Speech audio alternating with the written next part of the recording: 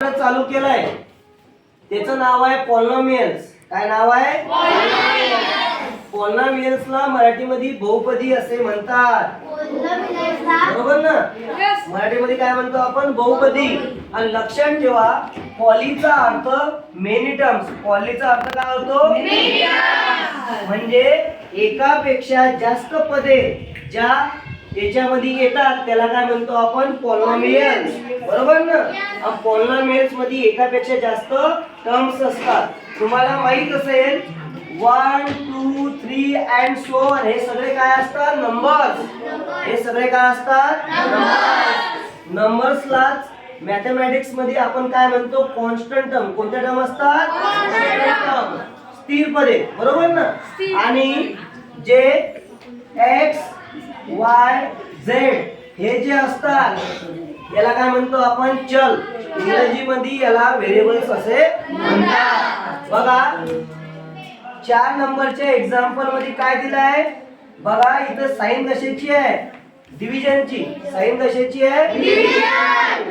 म्हणजे 40 m raised to power 5 upon 30 m raised to power 3. करता भागाकार मग आता? करता का भागाकार? मग कसं लिहायचं बघा? 40 m raised to power 5 upon 30 m raised to power 3. आता तुम्ही मला सांगा 0 0 कट. 3 च्या टेबल मध्ये 4 येतो का? नाही. म्हणून ते टर्म कशी असणार? As it is. कशी असणार? As it is. पण m raised to power 5 upon m cube याचा जर आन्सर काढायचा असेल आपल्याला तर कोणता काय वापरावं लागेल? मॅथमॅटिक्सची टर्म इंडेक्स फॉर्म्युला. कोणता formula? Index formula.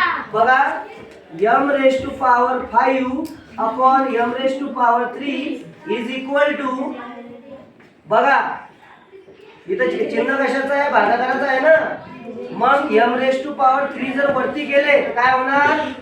m raised to power 5 into m raised to power -3.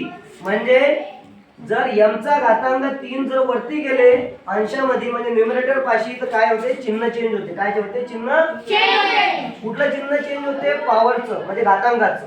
मग तुम्ही मला सांगा इथं पाया m आहे, इथं पाया m आहे. पाया किती वेळेस लिहायचा? एक वेळेस. मग आणि दोघांची काय होणार?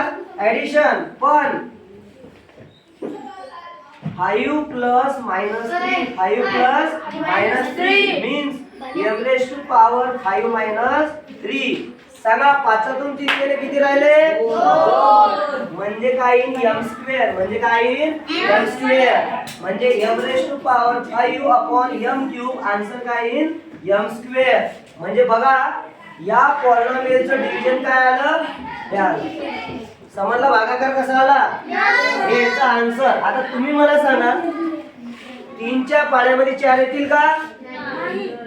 म्हणजे हे स्टॉप होईल आणि m क्यूब आपण आन्सर काढू. ओके लक्ष द्या.